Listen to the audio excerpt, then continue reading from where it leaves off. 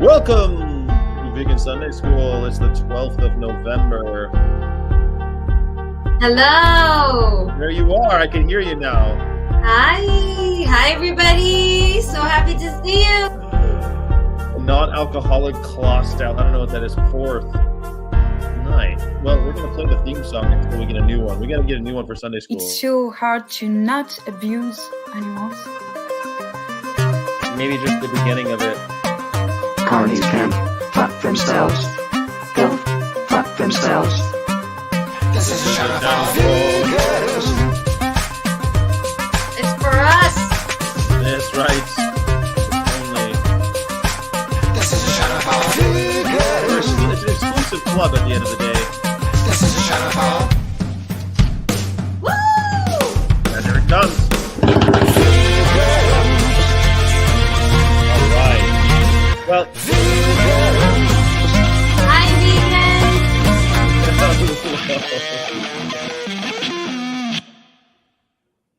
Look, even Karina V made the time. I know she's on a train. Oh, where is she going? Karina V is careening. Karina V is careening down the coast on a locomotive on her way to Orange County, California. Nice. Right? She visited LA and she didn't even call you, Fanny. What? Seriously, Karina? You came to LA and you didn't tell me? She came to LA and she didn't tell anybody. She was there for a birthday party, I think. But I, on the other hand, I'm in Berkeley, California. That's nice. So you're getting closer. Yes, it's weird to be back in California. You know what? Honestly, Fanny, it was strange because like we came, we saw the water, and I was like, oh, we got here late, whatever. And the next day, we're like, let's check out the city. I want to go see my favorite parts of Oakland because I love Oakland. Oakland's my favorite city. I think I want to live in Oakland. I saw your nostalgic photo. Yes, You're sitting at a cafe. By the way, not nice for the girl behind you. Did you see her face on that photo? I was like, oh, poor girl. If she knew she looked like that on your photo, she'd be like, come on. Cold coffee. Oh, man. Yeah. I mean, and then we also went to Heinold's First and Last Chance Saloon and Merchants. It was amazing. But yeah, I love it. And then at some point it dawned on us. We're like, wow. We drove from sea to shining sea. We did coast to coast. We did it. This is it. We made it all the way. And you didn't have a big problem on the roads? You didn't meet carnies that wanted to, no, nothing. That's nice. Nothing horrible really happened. And it was weird because it was such a huge deal to have done it, to have gone coast to coast. We're gonna do it again. We're gonna go the other way. But how many people have done that coast to coast driving from really to the ocean? No, I've done it by plane. By plane, that's it. Yeah. We drove from the Atlantic to the Pacific, and I was standing in Jack London Square, and there's a podium, like a tombstone, not a tombstone, a monument style. Hold on, there's a difference between a podium and a tombstone. Yes. What are we talking about? Similar in shape, though. It's a stone structure of a small tombstone-like small memorial, and it says this is where the Pony Express ended. Oh, that's nice. Where are the photos? There's photos. They're coming. I've taken lots of photos. I'll be sharing them as we go. If you aren't watching my stories on Instagram, then I should share. I don't know. I'm trying to share as much as possible, but like I'm also taking video and thinking I'm going to edit it soon. And there's just a lot going on. That's cool. You have so much going on. I'm happy for you. Thank you. I think I might have to stop doing the show for the week driving back though. And I'm a little bit sad about that because I've never, since I started doing the morning show. Oh yeah. The pre-shift. I haven't taken a break. I've not stopped streaming for over a year, and it feels so weird, but since we're driving, we might have to be waking up at like 7, be on the road by 7:30, and I won't be able to be stopping and for you're the one driving, nobody else can drive, and you could be like on the road doing the live. I could do that. You're right, I could do that, but it wouldn't be the same it wouldn't be like the pre-shift, and it would have to be, I could probably do that, but who knows? internet problems this whole time. I'm out in the middle of Texas, It's true. and but who knows? Maybe I should do it. Is that what you think I should do? I'm not telling you what to do. I think you should do whatever feels great for you. But you're one of the VFFs. I want to do something for the community, not just for myself. I mean, yeah, your live streams are cool. I even tried to connect when they were at 5 a.m. When I came back from Belgium. I was like, that's convenient because I wake up at 4 now and the live is at 5. So that's easy for me. But I must say, even on a regular basis, sometimes I'm not really out of bed at 8 now. Yeah. So no, it's tricky. And adapting with the time difference every time you travel, that's tricky. That's been tricky because I've done 8 a.m. what they call local time. I'm always 8 a.m. local time, and I'll do it. But sometimes it's hard because like it'll be actually 6 o'clock Zulu time, right? With the time that I just left. So I don't know. I get it because I have this YouTube channel that's called Actrice à Hollywood, and it's for French speakers. So most of my students are in Belgium and in France and Switzerland. And it's tricky. I always have to do anything start at 9 a.m. because for them it's 6 p.m. And so I have to do it that way because otherwise we cannot connect on the same time. It's tough. It is. It is, but I've done it so far without any breaks. And so now, you would be on the road every time, so you couldn't do that. Or you're sitting in the truck. You can pre-record, but it's not going to be the same. It's not right. It could pre-record, but it's not the same. And it's not I think the live thing is really important. I like doing the live streaming. And I think Jess is volunteering. Ooh, me and my husband doing a live show together. There you go. Guest host for the week. Can you guys do an affirmation every day and a vegan affirmation? I cannot commit to doing a live streaming every day. I don't know if he's volunteering. Maybe he's just for him. Maybe he's the only one who's going to do it. Yeah, I don't know how he's going to do that with his job, but if he wants to do it, I'm not going to prevent him from being the vegan doing the live streams for Sky. Is he 8 a.m.? Maybe what times do you leave? He can Uber just that week because the park doesn't open until 10, right? You're funny. He can just Uber. Because we have so much money. Let's just take Uber for 1 week for the movement. For 1 week. Oh, it's just for 1 week. I thought your next trip was going to be 3 months. No, it's like 4 days. Oh, for 1 week. All right. Let's talk. Let's talk about it. It's like 4 days. Let's sleep on it. Maybe 5. It's hard because so I'll be leaving Sunday from Irvine and driving directly across America. He's telling you he can do it. He wants to do it. Maybe I could be his guest from the road. He could be the anchor, and I'll be the man outside. Listen, we wake up early now because we have a little doggy, and she wakes up at 6:30, and so we have to get up anyway. So maybe that's gonna work. Yeah, I love it. French baguettes, French fries, and French baguettes in France. You can do it. He's Mike, the musical vegan. Says. Except Mike, I'm not French. You're not French, but you are sort of. You're not French. No, I am not French. I love French people, but I am not French. Well, if you speak French, you're a French speaker. Oh, because French. You speak English now, you're British. A little bit. Come on. No, you're not, Sky. A little bit. Like, you're saying I have more in common with a Breton than I do with a French person.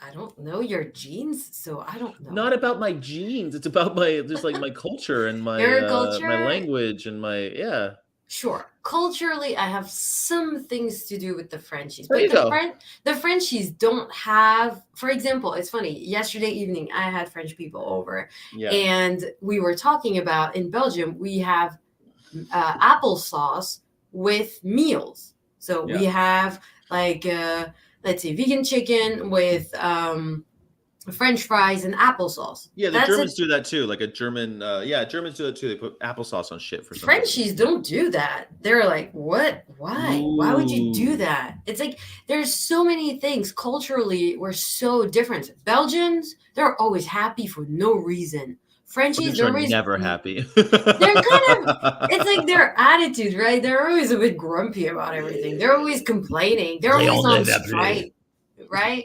So it's like culturally we're very different.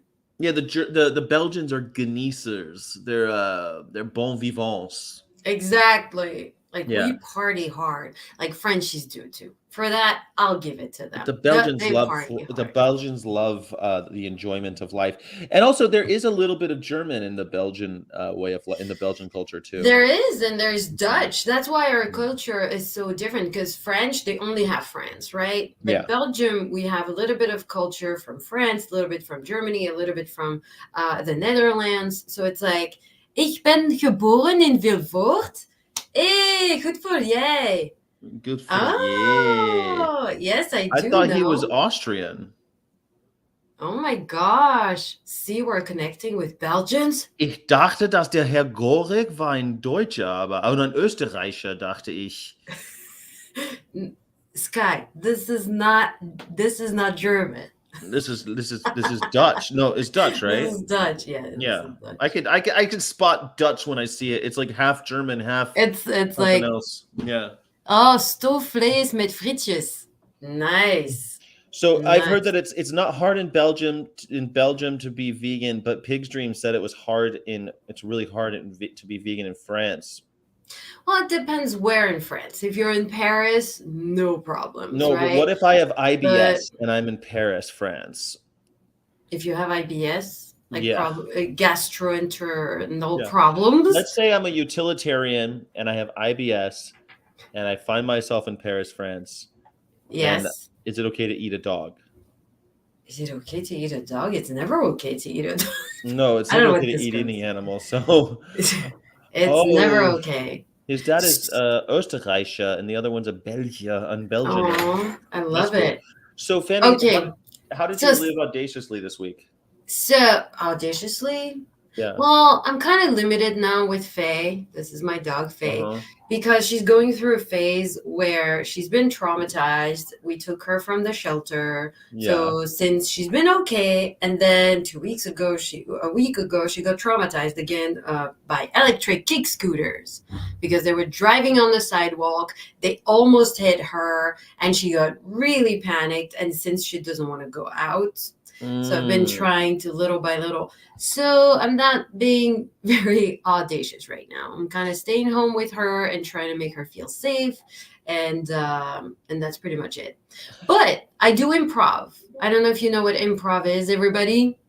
It's an Because- improvisational style of humor in which audiences give pieces of the story and you Yes. improvise a whole act. Is that They what give it is? suggestions. Yes. So they can give a suggestion. They can say banana. And then you and your fellow improvisers, you have to improvise a scene around the word banana. But it can be Yes. anything. It can be, it can be just inspired by something that happened to you one day and you go, or you can be picking bananas. I don't know. You can be. So doing anything. you've been participating in this style of entertainment. Yeah, and I actually love it because it's very inspiring for me, and it's so funny how people make fun of veganism very quickly in Really? the world of improv. Like, it's always going to be the butt of a joke. Like, if a character is going to be vegan, they're going to be the fool, right? They're going to be the Uh-huh. weirdo, right? Yeah. So it's interesting to me to be and then to tell them I'm vegan. So they try to be respectful, and when they try to do some improv that's with a vegan, they try to make it not too weird. But so it's funny for me to see people who are not vegan, who are trying to be respectful, trying to make humor, Mhm. and kind of like not really succeeding at it because they're used to doing one thing with veganism, and when they try to do something else with it, they're kind of stuck, right? Yeah. Okay. So it's interesting to see that. So what happens? Like someone suggests vegan, and someone's like, "Oh yeah, I'm vegan, and I'm an idiot." No, simply like the suggestion that I had, I said, "Oh, before I was vegan," because sometimes we start with a monologue. So somebody was like talking about weird food, and I said, "Well, Yeah. before I was vegan, by mistake, I ate heart cow, the heart of a Hmm. cow's heart, right?" By So mistake, I ate cow's heart. yes, because I was 18, I was in Bolivia, and I didn't know what the food was, and they were talking Spanish to me, and I didn't know, I didn't understand, so I ate, and then after I ate, I understood what I ate, and Uh-huh. I felt really bad and all. Even at the time, I thought that was, and so I told that story, and then they get inspired by that story, and they do an improv, right? Yeah. And so the improv they did was they were at a restaurant, and everything on the menu was weird, right? And they were eating monkey brain and la la la. And they Hmm. were trying to talk about, oh, this person doesn't want to eat monkey brain because that's weird. They have a farm of monkey, but they're slaughtered humanely. So they were Oh, using the same terms yeah. as people use for like kill cows humanely, but Yeah. everybody, they were all grossed out because we were talking about monkeys, right? Yeah. And it was so funny for me being a vegan, being like, that's no different from a cow or a No. dog, or, you know, but No. for them all, it is. And it's like, Yeah. so it's so funny to talk about eating monkey because they would never, that's so weird to do that. You know what I mean? So How it's, could why you would never why would I ever eat a monkey? yeah. So anyways, it was interesting for me, and that's my moment, audacious moment of the week. Were you audacious this week? I was very audacious this week. Ooh, I was at UC Davis doing my thing, and yeah. it was the first time. I don't know if you heard the story about Pastor Peter, who was like trying to convince me that Jesus Christ was the answer, and I told him, "Well, how do you feel about animals?" And all of a sudden he wants to quote Leviticus. I'm like, do you really believe in all of Leviticus? Do you think that gay people should be killed? Do you think people with tattoos should be killed? No, you just want to take Leviticus. You want to tell me about Leviticus? What are you talking about? I thought you were a Christian, not a Leviticutian. And I'm Yeah. like, I called him. I said, you're a false prophet. You're out here saying that Jesus says it's okay to do horrible things. You're no different than the ones telling me that Jesus made it okay that slavery was a thing. Like, your book is always used to say horrible things. So that was fun. I thought that was pretty audacious. I felt pretty It good is about that audacious. And how did he react? How did one. he feel? Well, first he laughed, but then I mean we left it pretty not well. And then he came back. He came to like the truck. He's like, "Oh, you're working for PETA." I'm like, "Yeah, we're trying to." I said, "Yeah." It was really fast. He goes, "Oh, you're working here, ha ha ha." And I went, "Hey, Pastor Peter, yeah, we're trying to save animals, not make excuses for raping and torturing them." Like, and he just went and he ran away. It's every time I'm just blunt with these jerks, it's always the same.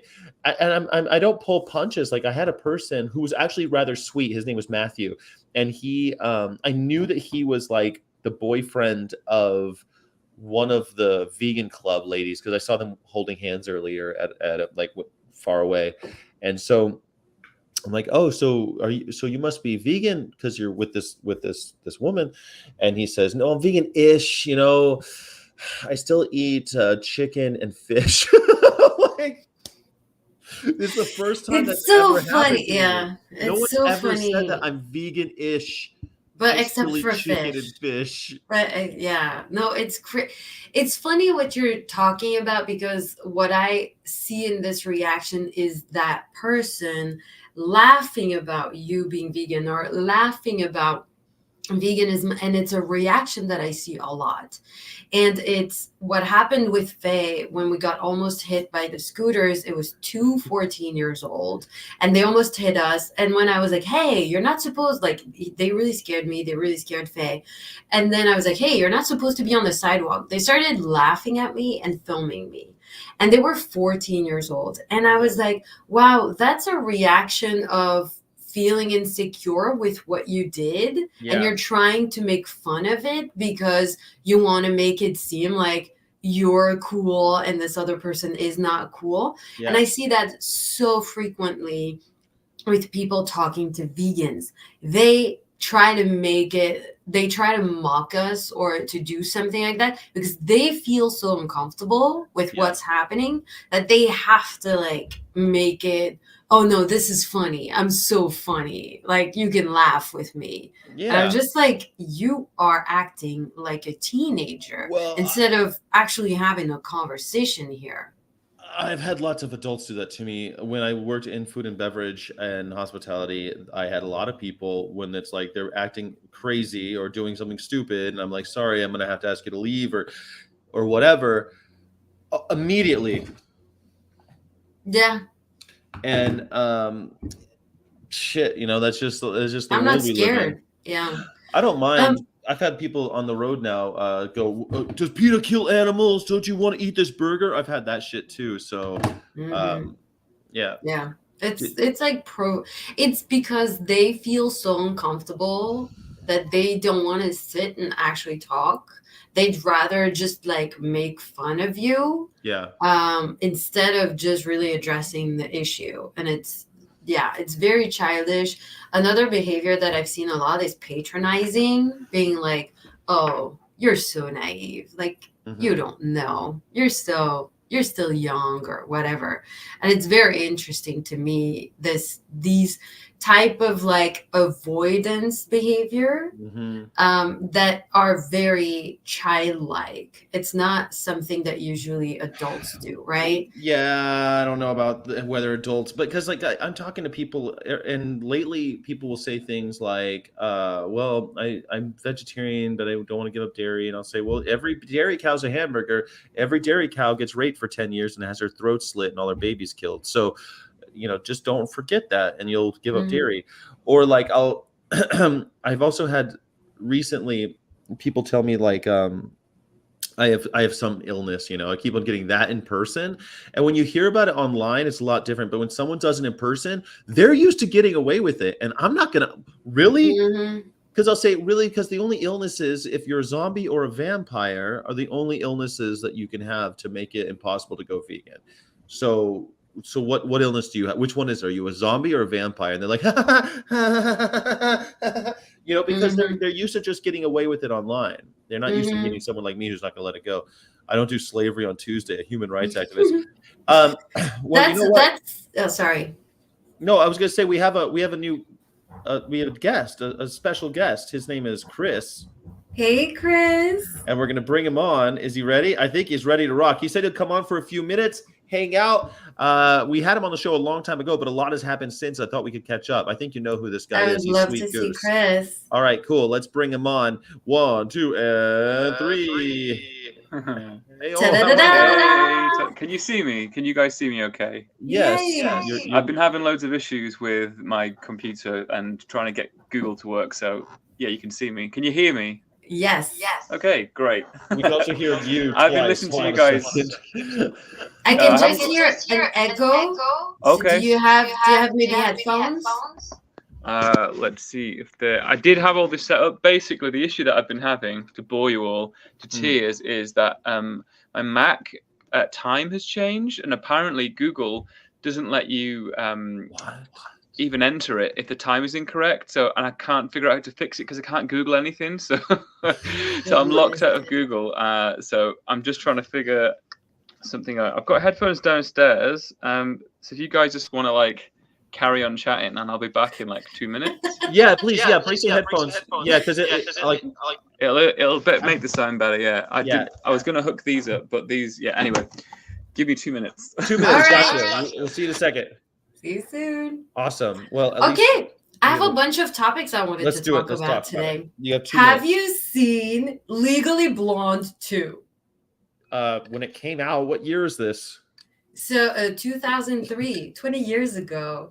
I remember was a when it teenager. came out. I don't remember it. Yeah, okay. So I was watching it because I watched Legally Blonde 1 and I was like, number 2 is coming on. Let's just watch it too. It's a vegan movie. It's like a maybe not vegan, but like vegetarian or so. Animal because rights or the something? whole thing about the movie is let's not test on animals, right? Oh, I have a little video. No, photo. How do I see? Share screen. Hold on. Don't show me these tips again. Okay, let's not do that. You can Google it. You can see Okay. that. I'll prepare better for next time. But Legally Blonde 2 is all about, hey, I have my pet chihuahua and I want to go to Congress. I don't want to pass a law so we cannot test on animals because they're testing on my pet's chihuahua's parents. And that's the Oh. whole purpose of the movie. And so I Googled the director, who's not very famous on Instagram. He has 500 people following him, and he's now converted into a singer and he makes music for children. But the music he's making seems to be also about animals and stuff like that. So I kind of wanted to contact him and be like, hey, are you vegan? Like, is it? Because it's amazing to me that a sequel of a blockbuster movie in Hollywood 20 years ago was kind of about veganism. And if it's not about veganism, it was for animal rights and stop testing on animals, right? Yeah. So I was really, and I remember seeing that movie a long time ago and not, because I wasn't vegan yet. So I was not really like, oh, that's an actual animal rights movie. But it is. And Interesting. Yeah, I'm Googling him. I can't find out if he's actually vegan. His name is Charles Herman Wurmfeld. Yeah. Yeah, I was very surprised. So I told Jess to maybe try and contact him for kindness time. He's on. Don't you have the paid IMDb? Can't you just contact him through IMDb? Maybe via IMDb I can have his email address if it's put there. If he has an agent, I can see his agent. Right. Because I pay for it. So I could contact him. I don't really know, but I want to always genuinely connect with any vegan person. Yeah. So I was just like, hey, if this guy's vegan, that's really cool. And he made such a big movie, right? So it's called Red, White, and Blonde. Yeah. I don't know why.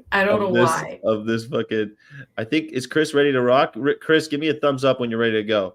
I think that's so funny that maybe Chris has seen the movie and he can tell us more about what he feels. He could tell us how he feels about Legally Blonde. Here it is. It starts was there only 2 movies or were there 3 of them? I think they're working on the 3rd. No. I think so. I think I've seen that when I researched yesterday about Legally Blonde 2. Oh no. But I'm not sure. You're not allowed to play like a dumb blonde who's smart at 50. How old is she? She's like, how old is Reese Witherspoon? I was following her on Instagram and then I stopped because she was promoting Danone, she's 47. or Yoplait or something. She was promoting dairy and I commented and she never responded. So I stopped following her, but that's someone I used to like before. So it was filmed in Salt Lake City, Utah. This guy's so happy. I like Salt Lake City. We were talking, Joseph and I were talking today how cool it would be to live in Salt Lake because we could afford it. How cool it would be to live in Salt Lake. It's all about that now with you, Sky. So funny. And yesterday I saw that there was a vegan movie, Coffee something, that came out in England in March 2023. Did you see that? No. There is hold on, I'm trying to find it. It's a vegan movie. Corey Wamsley likes my No Shave November beard. Of course, I'm growing my beard out in order to raise awareness for Men's Health Awareness Month. So it's called Coffee Wars Film. A vegan barista, Kate Nash, takes on the world at the World Barista Championship. What's it called? It's called Coffee Wars Film. I don't know their hashtag. Coffee Wars Film on Instagram. Available now, US, Canada, UK on Amazon, Google Play, and iTunes. Okay. Coffee Wars movie. And it looked like a vegan movie. So I haven't had the time to research who made that movie and how to connect with them or whatever. But I'm like, hey, 2 movies that I discovered that are vegan. I didn't know it was even a thing. So Because she has 100% vegan coffee shop. Is that she's got green hair? yeah, and she's trying to make it so in the competition she wins even though she's not using real milk, right? It's Ooh, I like think the I've heard whole of this. thing. Yes, full flat, full cream. She wants to win the World Barista Championships. Why do Americans have to turn everything into a competition? Like, Competition. why does making a cup of coffee have to be a competition? You know what I'm saying? I don't know. I don't even drink coffee. Like, One time I was in a Waffle House in South Carolina, and these women came in, and my friend, he's very forward. He's like, "Now, how y'all doing? How you doing, ladies? How you doing?" And he had one of them accents. He talked like this, and they're like, "Oh yeah, we're here for the nursing competition." And I said, "Nursing competition? Where do you get all nursing? the babies?" And Was nobody it laughed. nursing babies though? Do you have No, some of with course them? not. That's the Ah, joke, Fanny. I'm that's not. the joke. They weren't actually. Yeah, nobody got the joke. Okay, nobody understood that I meant. Well, maybe they did. Sometimes it takes me a minute. Nobody got it. They're like, nursing comp. How do So, you build a competition Sky, around if the nursing? first time you told that joke nobody got it, why did you tell it again Because it's and fucking expect hilarious. I'm gonna me to keep telling it. understand? That happened back in like 2002 or one, or I can't remember. That was a long time ago, and I'm still telling And that you joke because it was remember that hilarious. joke? Yes, I was like, all you people are idiots. None of you get the joke. Come on. Yeah, But sure. When your joke doesn't work, it's everybody else who is an yes, idiot. Bryn Thomas got it. Thank you, Bryn. Somebody got it. All right, look. Thank you, Bryn. Maybe Thank we you can for make Sky, veganism a Bryn. competition where we can go around and ask, bro, do you even vegan? And Mike, Nice. the musical vegan beast, wants to hear Chris say the word Oh, computer again. I love I'm the not way sure. Chris talks. I You wish love the way Chris Americans talk talks? like that. I'm sad that this is the accent I'm trying to get. I wish I was trying to get the other one. It's so much You don't. cuter. You can have any accent you want. No, You're. because I'm an actress and I'm trying to work in America, and that's the accent they want. All Or right. sorry. Well, let's listen to his mellifluous accent one more time. Here comes Yay! Chris. Hello, Chris. Chris, how are you? Hello. Hello. Yeah, good. Oh, How are you beautiful. guys? Is this Wonderful. is this better? So much Much better. better. So, Ace. okay. So, what did you do to your computer? Oh, I don't know. Basically, I updated it so I could get this keyboard to work. Oh, And then I Nice. was Are like, you gonna play something? oh no, no, not right now. Because Okay. I'm actually kind of relearning the keyboard. I learned it as a child and then thought guitar was cooler, and then now I'm trying to remember stuff from when I was a child. so for those of you who don't know Chris, last time we talked, he lived on a bird sanctuary and made music, and now he has a new album out. I'm not sure if he's still living on a bird sanctuary, so let's catch up. Sweet Goose, what's the deal, man? Well, yeah, I've moved house, but the birds came with me, so that's still with all the Oh, birds. In fact, in this room, which is my bedroom, I normally hang out with some chickens. I bring them up here just to hang out with me when I'm making music. Got pigeons in the house. I've got Nice. blackbirds at the moment, a magpie, but they're all downstairs and outside. So yeah, what else is new? I've released an album since we last spoke, which was yeah great. That was something I've wanted to do for ages. It's a album which is all different songs sang from the perspective of different animals. It's quite rebellious, like it's got kind of like a rebel folk feel to it, I guess, is the best way to Yeah, explain it. And just to dive into the music just one second. I'm on the road with PETA, and which I have these long, like 10-hour drives and stuff. So I have now listened to your album a few times. cool. And there's even like a song in there that's like a sea shanty that every time it comes Yeah. on, I feel like I'm it feels like I'm you know which song I'm Yeah, talking yeah. about. I do. Yeah. I call that the anti-shanty. The Yeah, it's like anti-shanty? yeah, so because shanties are all like they're all about killing whales and stuff. And I'm a folk musician, and I love the general vibe and stompiness of a sea shanty. It's great, it's good energy. But then I'm like, oh, why does it always have to be about like harpooning a whale? Like, and then I was watching Whale Wars. You guys know Whale Wars, the Sure. TV show? Yeah. no. So it's you should watch it. It's like a TV show following Sea Shepherd around before the kind of all the stuff that's going on at the minute. It's before all that. And it follows them around, and they're following the ship called the Nishin Maru, which is like a whaling ship. And they're trying to say it's not a whaling ship and that it's a Science scientific. vessel or something. Yeah, it's ridiculous. And Sea Shepherd with Captain Paul Watson basically ran the ship. It's all quite dramatized, you know, that kind of TV where it's like, what happens next? You know, it's that kind of thing. I love it. But it's really cool, and they do some really cool stuff. And I thought, well, maybe I'll sing it from the perspective of like the whale, like, you know, seeing these ships get sunk. So it's like That's fun. it's like a whaling song, but the whale takes down the ship, which obviously can never happen. But it's meant to like empower people to be like, actually, let's stop it. Have you heard that there's like orcas right now? And I listened to a podcast about this because orcas right now are attacking ships. They'll just take their rudders right off their boats. Yeah. And no one can figure out why it's happening. And the whale experts are saying it's just a fad. They're like teenagers, these whales, and they just get into something and they start doing weird shit, and then they all start doing it.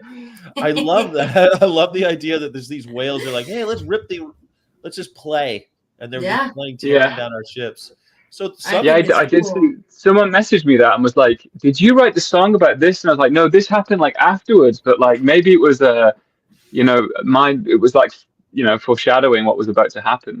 Who knows? Yeah, right. You were maybe they heard your song and that's how it became I mean, I like to think maybe, you know, some passing ship and it was like, this is a good idea. Yeah, you Let's put that do out in the this. universe. So every single song is told from the perspective of an animal. Well, yeah, apart from the last song, which is called Ayla. So the whole album was the way it all began really was when I started thinking about chickens, because I have a really big fondness for chickens. I live with 2 chickens at the minute. And I used to live with an ex-battery hen called Ayla. She passed away a couple of years ago. And she was the first ex-battery chicken I've ever met. And she made a massive impact on me. I was like, I'm going to write an album which is kind of based around her life. And that, as art always does, that kind of got sidetracked. And then I ended up writing from different animals' perspectives. But there is a track on there, which is the very last one, which is called Ayla, which is about her. It's like a soft kind of piano track.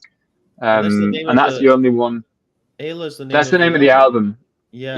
So it's named after her. And on the actual CD, which if people still listen to CDs, but I do have CDs, there's it's just all her feathers. So it's a picture that I took and it's kind of zoomed in. I love that. Ayla, so it's kind of a dedication to Corey her. over on Facebook. Don't forget to like and subscribe over on YouTube, please, Corey. Corey wants to know where he can find, or she, I don't know, Corey, he or she wants to find, where can they find the album? It's on Bandcamp or Spotify if you listen to music on Spotify, and Apple Music and YouTube Music, I think. Yeah, that's all how I listen to it. It's definitely on YouTube. Yeah, it's all the main places. Yeah. It's so you put it on this website, you pay them some money, and they just push it out everywhere. So it's in all the usuals. It's in all the usual suspects. All the usual, yeah. So I guess I should ask the boring stuff, like how long did it take to make the album? How long have you been like too long, way too long. I'm already working on the next one, which is because like albums cost so much money, and there was tracks on it that I wanted to do and I didn't get around to doing them. So there's 7 tracks on the album, but I think they're all they have a place on the album. I didn't want it to feel like there was filler. You know, you listen to some albums and you kind of like, but for me, it felt right. So, but yeah, it just took ages, like writing loads and loads of songs, picking the best ones, then saving up enough money to go into the studio and paying. I have some session musicians playing on there, drums and stuff. And everyone that's playing on the album is vegan, which is cool. That's great. Yeah. I like that. So a vegan bongo player. I've got a vegan harmonica player. How do you find these guys? You put it out and you're just like, get on the phone. I need an agent who's going to help me find some vegan bongo players. Yeah, I need a vegan bongo player. Well, that was from my friends in the band called Mobius Loop, and the drummer there, he's called Sean, and he's just such a great drummer. And I was like, "You want to play some drums on my album?" He was like, "Yeah, man." So so all of the other, I play quite a few instruments on there, but yeah, all of the other, it was people playing instruments. It was important to me that because of what it's about, I really wanted to stick with the theme of like it being a vegan album, so it was quite important that I Yes. got vegan musicians and paying vegan musicians who I knew weren't going to go and then sing a song about they've got a song on there which is about cows essentially and how cows used to be worshipped and so on, and now they're obviously not, quite the opposite, and then go and buy like a beef burger. So it's nice that they'll just go and buy like a plant-based vegan burger. I don't know. That was my thought process anyway. It's amazing. I like that thought process a lot. Fanny's probably heard it a million times because I know that Jess is obsessed with the album. He's been telling me, he's like, so it's interesting. Jess said something that kind of it put something, the shoe is on the other foot, so to speak. And check out the scenario. Okay, so I was raised in America, and in America we have, let's just say, a aggressive and large percentage of Christians, and they usually have like their own Christian rock bands and stuff. And so if you spend any time in America, you'll have friends who will be like, Sky, you've got to listen to these guys. I know you're not I know you hate Jesus. No, I know you're not into Christ. I know you're not Christian, but you got to listen to this guy. He's so good. He's so talented. And you know what? He's Christian and he's really good. And Jess is like, that must be how I'm feeling, must be how they feel. Because it's like, wow, it's an animal rights album and it's so good for the message, but it's also just really good. Like, it's just objectively very, very good music. You know? Thanks, man. Well, yeah. That's really good. That's kind of like what I was aiming for, especially with this album, that I wanted it to have this kind of anthemic feel to it. So like you hear the drums and everything comes in, and it's like the lyrics kind of kind of like filter in afterwards. So at my gigs, I'd say the audience is like 60% vegan and 40% not, which is, and everyone comes up, and the non-vegan, they always want to say, I'm not vegan, and that's exactly what, let's have a conversation. That's the Thanks thing. for coming. It's funny we're talking about this because it happened to me, not with vegan music, but you were talking about Christian music or whatever. I discovered this song and I was like, wow, this is so pretty. And because English is not my native language, a lot of times I just listen to a song. I don't care at all about the lyrics. I don't even notice what they're about. And I just listen to the song. And then it happened to me that I was listening on repeat to that song. And at some point I was like, they're talking about God and Jesus and stuff. Like, what is happening here? And then I really listened and I was like, oh. And then I was with Jess and I was like, I'm sorry, I'm going to listen to that song. It's like not the lyrics that we like, but like, it doesn't matter.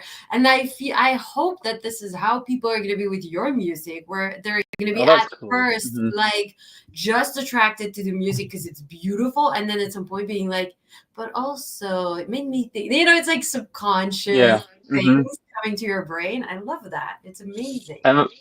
And I think like there's a way that I've realized recently you can structure like a gig I played a gig recently where I would say like the audience was like 90%, maybe more, maybe like almost 100%. I think there's like 2 friends of mine in the audience that were vegan. And it was like you guys, I don't know if you've been to the UK, but if you go to like a traditional live music venue, everyone's there in the Led Zeppelin jackets, and it's kind of like, you kind of, I felt like I'd walked into the wrong bar. I was like, I'm just going to go up there and just give a really good performance. And I've got to sing these songs, and they're all about animal rights. So like you ease them in, and if you ask them questions, a little bit like you see like people like Joey Carbstrong doing, like, everyone loves animals, right? Yeah. And everyone's like, yeah. Everyone loves whales. Yeah. We shouldn't kill whales, right? Yeah. And everyone's whooping and stuff. And then, by the end of it, you kind of can really get them down and sort of, let's hear it for the rats, everybody. Let's hear it for the rats. Yeah. Who loves pigeons? Like to one guy at the back. Yeah. But it's interesting. There's definitely a technique to it. It's interesting because whenever we used to go this summer protest in front of the Jim Henson Company, people are like, oh, birds, feathers, nobody cares. And I was like, why does it make more sense to use birds' feathers if we had to make a dog puppet? Do you think we should use the skin of a dog? And then everybody's like, Yeah, but exactly. It's a good point. should we do that? Is this a good thing? So why should does it make sense Should Fozzie Bear be made out of bear skin? to have a bear? You know, and Yeah. people are like, no, I don't think so. And then you can be like, so why the feathers? Why does that make sense? Yeah, well, no, it's amazing, and the fact that I saw the stuff that you put up and that Jess had put up as well. I can't remember who found who. I think Jess. I don't know for context of anyone watching. Does everyone know what Jess does? Yeah, with the everyone knows puppets Jess comes on the show quite a bit. okay. He's a good friend of mine. Yeah. Amazing. Well, basically, it was so weirdly synchronistic when Jess messaged me because, like, without going on a big long tangent, like I have been obsessed with puppets for so long. I used to make really shit puppets as a child. I had a pretty strange, difficult upbringing. And my escapism, as everyone has, haven't they, right? And my escapism was literally making these really crap puppets out of like glue and like felt, and like they look like horrific, but I wanted to be Jim Henson. Mhm. And this is like, and I hadn't had this memory until I was doing some like therapy work, and then it came back to me. And that same night, Jess messaged me. How strange is that? Yeah. It's honestly like I hadn't thought of those puppets since I was like 10 years old, and then I was digging through the vaults of the mind, and then I was like, wow, I don't know, it was really strangely synchronistic. So when he messaged me, I was like, oh my god. Yeah, I and was then, just thinking, yes, and weird. then he texted me like, "Hey, have you ever heard of Sweet Goose?" I'm like, "Yeah, I fucking had him on my show like a year ago." Shit, he's supposed to after the album comes out, we're supposed to have another show. I'm like, "Fuck, you just reminded me. I got to call this guy." And it's funny because Jess gets a little obsessed, and he was like, "This guy's such a great artist. He's amazing." Yeah, he came. Well, I think the same about Jess's puppets because they're awesome. Like I'm so excited for everything. I've like follow him online now, and anything he puts up, or like I'm just excited to see what he makes.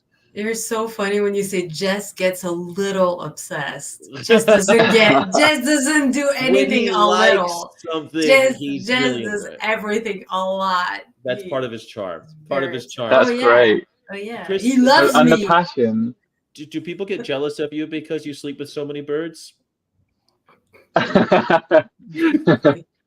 this a thing? I don't sleep with the birds, guy. You said that you sleep with like a bunch of birds. And well, I sleep. No, I used it the last time we met. I slept with a bird in my old house in the room, which is the parrot. But he has his own room now. He's called Snufkin. Sky, ask a better question, please. Please, Sky. But now look, I have my own room. It's bird free. But you said you said you bring birds up to your room all the time. I'll bring the chickens up. Yeah, but I hang out with them because they keep me company. If I'm making music, then it's just like, oh, hey, Kai, you know. That's like not everyone can get 3 birds in their room. Yeah, I can get loads in this. This is an attic room, so it's like the size of the whole house. I could have a whole menagerie of birds up here. Speaking of birds, your partner also is that still the art? I remember the art. Yeah, she's an amazing artist. Yeah, she's called Mort, and it's just a little plug if anyone wants to see her incredible artwork. Check out Mort, the artist, and she paints birds, and she really understands birds because she holds them in her hands every day. So and she gets to see them and bond with them and stuff. So that comes through as opposed to someone that just paints them decoratively, I guess. I've got like some of her artwork on the wall. There's some elephants. Wow. You can see. Yeah, she's pretty rock and roll. She does. Wow. This is so pretty. Correct me if I'm wrong. I remember that there are stickers available. There's merchandise that she has. Hold on, we need to write in the chat. What's her? It's Maud M. It's like Mort, short for Mortimer, so Mort. Like Mort, like death, like Mort. Yeah, it's my accent. And then underscore the underscore artist. So Mort the artist, but underscores in between each word. Mort, like the original name for Mickey Mouse was Mortimer Mouse. And now it's was it? Yes. Was it? I didn't know that. Yeah, the original name for Mickey was Mortimer, and obviously it didn't stick because he thought it wouldn't stick, so he changed Mickey's better. Yeah, Mickey's a way better name than Mortimer the Mouse. Mortimer Mouse doesn't really I don't think it would have stood the test of time. Well, I can't pronounce it, so that's a bad name for a mouse. Mort the artist, really cool. I haven't checked it for a while, but really cool merch, really cool stickers that would look great on my bottle. I'm running out of space on this water bottle, but what stickers you got on that? Let's have a look. oh man, I got A UFO, yes.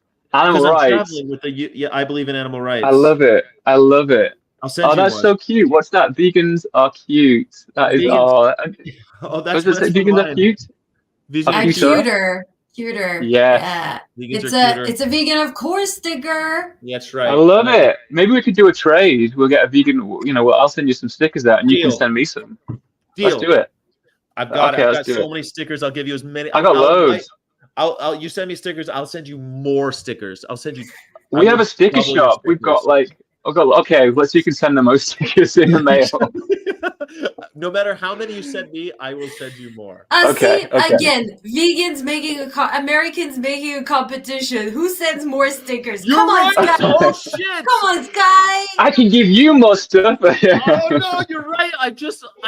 You guys were talking about the coffee, right? And I was listening, but I was trying to find my headphones. And it's so funny because, so I used to run a coffee shop, and British people, we don't I feel we did coffee quite well. You don't like coffee, right, Fanny? You're not a big fan of coffee? I don't really drink. It gives my heart goes too fast. She's afraid of her little. What about decaf? I'm okay, but when I drink coffee, it's it's like this this much. I've known Fanny for a while now. She won't even do tea, man. She's like decaf tea. Oh man, tea is you can't come to England, man. Well, no, this is what we live off over here. No, I'll drink, decaffeinated tea. But if I drink tea, I'm awake because I never drink anything that's pumping me up, right? So if I do, I'm like, yes, let's go. Yeah. Before you've got an audition or something, just two espressos. Before I go to the club, if I go to the club, I drink a tea. Yeah, I love it. Yeah, she's like, that's no Red Bull for me. I don't know how people live without coffee and tea. Of course, they sleep. Totally. Oh. But what were you going with this, Chris? When I was there was a direction. We were talking about competitions, and how British people aren't competitive. Well, no, you said American people are. Then it got me thinking: are British people competitive? And I think we are in certain areas, and definitely tea and drinks is one. Who can make the best drink, or someone you'll hold a friend in higher esteem if they can make a really good cup of tea. One that's damn, this is a good. I'm coming here again. Yeah, and tea is a competitive sport in the UK. It really is. I think also curry is a competitive sport in the UK. Yeah. Oh yeah, totally. Yeah, and the hotter you can have it is that just means curry? You win. Mm-hmm. Yeah, the curry. For some reason, Britons, if they want to eat, whoever can get the spiciest number, the highest amount of spice in their curry and consume it. It's like a penis measuring contest. They have. It is. It's this. Yeah, it is. When you said hot, I thought warm. No, spicy. Yeah. How do you make hotter than hot? You boil it. I think that this is why I think that Americans and the English have a very special relationship. We are more alike than other cultures, I think, because. Sure. But I think though that the Americans will take anything and turn it into a competition. The fact that they're fucking everything's a competition, and it's exhausting. So can we ask the Canadians? No. I was just babbling. When I went to Canada, I was expecting this same kind of because I have some American friends, and they're very much you call that a hill? That kind of thing. This is a hill. And I'm like, okay, well, that's an English hill. And they're like, that's not a hill, that's a mound.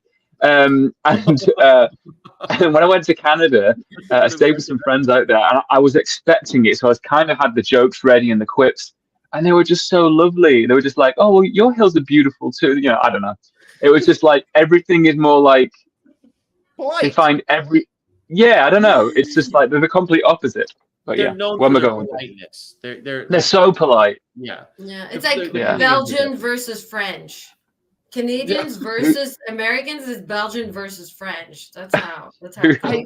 I love both Americans and Canadians, but I do think that the asshole award definitely goes to the Americans as a rule. But maybe Americans just say what they think. I like that about people when they just like say exactly what they're thinking. I think it's because we haven't been humbled. Like the UK took over the whole world, but then they got their asses handed to them by the Germans over and over again. And then even though they won in the end, it was like they went through a time where it's like maybe practice a little humility. Great Britain. Yeah, maybe sometimes they talk when they should just shut up. That's the thing.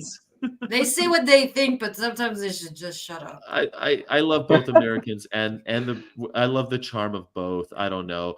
Of course. Somebody asked me if they can. Tim Mammal, can I get your CD in the US? Yeah, sure. I shipped CDs out to the US. And hi, Tim. I think Tim followed me on Instagram or somewhere. Tim, I don't know. I recognize your name, so hello, Tim. Hi, Tim. Tim's Everybody amazing. says He's hi like, to Tim. I want to say he's 50 years old and he's got the body of a 40-year-old. He's getting all buff and shit. And I remember that's what happens with the vegan diet. / working out. Yeah, look at us. Look at us. I started working out. Guys, I got so fucked. So I was like, I'm on the road and it's a little bit harder to like run and do all the things I want to do. So I was like, you know what? I'm gonna get up every morning. I'm just gonna spend half an hour in the gym of every hotel I go to. And I was on it. Then we come to California, no gym. I get an Airbnb, no gym. I'm getting it, and so now I'm like, okay, I'm just gonna go for a walk. Sky, they don't have any street to run in. I can walk, but I didn't bring running clothing on a fucking 3-month journey across America. Like, I don't have gear. How did you do for the gym? I went to Target, I want to say, and I bought like stuff on clearance, like shorts and like a breathable. But you can run in your gym clothes. Shoes, darling. You're gonna fuck myself up. Shoes. Yeah, I got. But like, surely, like California is like, isn't that the places? Is that not where like everyone works out on the beach and stuff? You see that on TV all the time, right? Yes. Well, there's big hench guys and women like just like pulling themselves up with big, huge biceps. That could have been you. It could have been. So, Sky, I'm buying you shoes for Christmas. Be ready. Running shoes, I'll take them. I would love that. Actually, yeah, you can in California. In fact, people are running all over. I'm in the Bay, and it's normally quite cold here, but it's unbelievably gorgeous. It's beautiful out, and people running everywhere. And I guess I could go for a walk, and I'm going for long walks. But I was like, I wanted to go to the gym, and I had a whole thing, and like. You know how it is. It's when like you're in your mojo, you want to keep it. I get it. And everything can mess up your routine. And I think that's why going to the gym is harder than going vegan. Like going vegan, as soon as you get the ethics of it, well, because I think a lot of people treat it like it's going to the gym, like, oh, it's this thing that I have to do, and I have to remember to do it every time. It's like it's a diet for them. Right, exactly. That's where I'm going. Exactly. It's a diet for them. They don't understand that veganism isn't about working. It's not a chore. It's a thing because we are against violence, oppression, murder, torture, rape, speciesism. And so we have to find a way to make it so going to the gym is an ethical imperative. It's an ethical. Yes. Okay. Is that the only way you can go? Otherwise, no, we're not. We're just not. Well, they say if you establish your why, anything like that is actually quite. So that's why you get people who have like a heart attack, and then all of a sudden they're gym rats, and they're in all the time, and they and then all of a sudden they lose 100 pounds. It's because they want to see their children grow up. They have a why. So I should stop being vegan, so I would get a heart attack, and then I can go back being vegan, and I would have a good reason for the gym. Well, yes, for men's health awareness, I could stop being vegan, get prostate cancer, then they'll tell me to go vegan again, and I'll work out. So if only doctors would tell people to go vegan. Yeah, that's not what happens, Well, I think they do with prostate cancer though, because I've known people, like older dudes. I've known older dudes that are like, they got prostate cancer, and the first thing the doctor said is like, no milk, no, like they don't call it going vegan usually, but they'll say basically you can't eat any of these things, and you basically have to go vegan, go plant-based. So it's, I think it's pretty, for prostate cancer, it's almost always that's their first thing they say. Because what can they do? There's no pill they can do. They can stick a knife up your butthole, or you can change the way you eat. That's what it is, right? Yeah. Give me a veggie burger. Let's go get that vegan sausage at Greg's. Yeah. Some people do you guys have Greg's? No, Sorry. I was trying to be culturally. I was so excited. I was like, you guys have Greg's? Okay. I was trying to be. I was trying to meet you on common ground. Like, I got so excited for you then. Tim Mamel's actually 63, but he looks like he's 45, and he's working out like crazy. That's awesome. Why are Good for you, Tim. Good for you, Tim. Sky. I am 37, and I'm working out this much. Oh wow! But I need to work out. I go through phases of like doing loads of stuff, and then I'll start getting some definition and things like, oh yeah, and then I think that's enough, and then I'll just eat junk food, and then it'll disappear. And that's my ebb and flow. And I'm currently in the junk food flow because it's like winter, but I guess January I'll start crunching again, and that's just my life. Yeah, I get that. I'm on a ebb and flow thing because I'll like run for a year and I'll feel good, look good. None of my clothes are fitting me anymore. I got to get skinny person clothes, and then like my foot hurts, and then it's like junk food, sitting on the couch, drinking beer, and then I get. Why do you even bother, you guys? May I just stay the same all year? Well, maybe Belgian women. Maybe you'll catch up. You're younger than me. Take it easy. No, but I get it. Like I think as long as we see anything as a chore, it's really hard to do that thing. Mm-hmm. And I think, like for me, I don't go to the gym, but for example, here in LA, we don't have a car, my husband and I, so we just walk everywhere. So yesterday I go to my improv class, and it's a 45 minutes to go and 45 minutes back. So I've walked an hour and a half, and I'm fine. It was just part of my day, right? You got your 10,000 steps. I think if I do another tour, though, I'm going to bring a yoga mat, and I'm just going to not have that excuse anymore. I'm just going to bring the yoga mat. Good idea. I'll do my 40-something sun salutations. You're supposed to be doing one for every year of life, right? I'll do my 40-ish sun salutations. Well, yoga is really great because sometimes people think, oh, I need cardio, so I'm going to lose weight, and it's going to be good for my heart, and I'm going to need like muscles, you know. But yoga is great because it's also stretching a lot. Yeah. And we tend to totally disregard stretching, but stretching is so important for when you get older. Like if you want to be able to tie your shoes as you get older, you need to stretch. Yeah, or just drive long distances. I'm driving really long distances. I'll get out of the truck, and the first thing I do is I'll be like, stretch. So I have been stretching too. It's been good. Well, I think it's been a crazy road, but I want to go on another tour. Sweet Goose, are you going to go on tour? Are you going to go around the world with your music? I would love that. I keep saying like I almost played in Belgium last year? Yeah, someone invited me to play this festival. I was so excited, and he was paying for my tickets, and it was called Vegamping. That sounds so fun. it was like a vegan festival. It was called like vegamping, I guess, like vegan camping. Wow. And it wanted to be like the second year it was, and it was wanting to be like what we have over here, which is Vegan Camp Out, which is like quite a big festival now over here, and they get vegan artists playing and stuff. Anyway, I was really excited, and then he didn't sell enough tickets, and it kind of got cancelled last minute just before I bought my plane ticket. Like I was looking online, so it didn't end up going ahead. But that was going to be the part of like me starting to play overseas. So so maybe next year I'd love to play in like somewhere a bit closer, because like maybe like Paris, like France, that's got quite a good vegan scene. Well, how do we get you headlining fucking Vegan Camp Out? Like it makes no sense to me that. Well, I keep messaging them. Like I've got loads of friends that have played. My friends who I mentioned earlier, Mobius Loop, they headlined last year, and they're like, "You need to get our friend Chris on. He's great." And then they're like, "Yeah," and then you email them and just hear nothing back. So I know. No, we got to maybe this year. Keep emailing. Pester them, yeah. Just got to keep pestering them. Has to. Yeah, and if everybody who's watching could send a message to Vegan Camp Out Yeah. and be like, "Hey, Please why do. don't you have Sweet Goose on your lineup? We would His love last to name come is and watch him." his last name is Martin as well, right? Or is it Martin? Who is this? Are you thinking of Martin Alquist, the Vistopia? Is that who you're No, thinking of? who's the guy? Who's the guy in charge of Vegan Campo?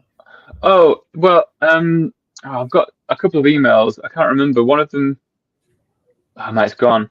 Adam, maybe there's an Adam. George Martin and David Rams had a whole thing, and they were talking. Maybe someone must in the chat know, but they were talking, and his name was so similar to George Martin that I got confused. Now I don't remember his name, but the Game of Thrones guys hosting George Campo. George R.R. Martin. Yeah, George Martin. Yeah, he's also he's the Lord of the Rings and Games of Thrones.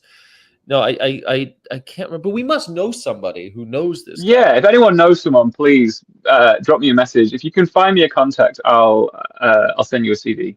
Perfect. Or trade. But I'll send you more CDs.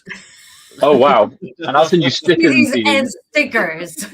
I'm gonna go and a poster. to the thrift store and pick up CDs, these random ones. You're gonna get like Mariah Carey and Mariah Carey. That's who you have on CD. No, yeah. I when you go, I'll put her in my water bottle. You know, she's got pipes. She can sing. I don't know anything else about Mariah Carey, so that's. Well, get ready. You're gonna hear her a lot. That all I want for you is something. Oh no. The Christmas music is coming. I know. Like, what's your guys' favorite Christmas song? We like to even talk about that in November. Yes. Walking around the Christmas tree. Oh, okay. Happy holiday. That's my favorite. Really? Well, who's that? Something Lee? Peggy Lee? Not Peggy. What's she called? I don't know. Who sings that? I don't know. But yeah, that's a good choice. What about you? I think I like Run DMC's what I want, what I really want Christmas, what I want, what I really want Christmas. No, I don't like Christmas music as a rule. Even that one sucks. I guess that whole Nat King Cole like no. I mean, there's some, and also anytime John Coltrane comes on in the winter, it feels like Christmas music. So I very much like that jazzy shit. You know what I mean? Like, Jazz. Yeah. Well, I know you don't like jazz because you're an uncultured swine. But the what did you just call me? Come on, no name calling here. Well, you're the one that went jazz. But I don't even know what swine means. What does that mean? Come on in the chat. What does swine mean? What? Swine. A swine is like a pig, right? It's an uncultured pig. You just called me a pig? Seriously? Hey, pigs are great, guys. They are. They're wonderful. I don't But think you meant that in a nice way. But there are some pigs that are cultured and some, I guess, that are uncultured. Even pigs. Don't make excuses for him. Even pigs. I'm being in the middle. The divider. Even pigs appreciate jazz. So. Jess loves jazz, but really I don't get it. For me, every time I hear jazz, it's as if my little nephew, who is 5-year-old, would be like. He likes bebop. What? Not all. You should release a jazz album. That was good.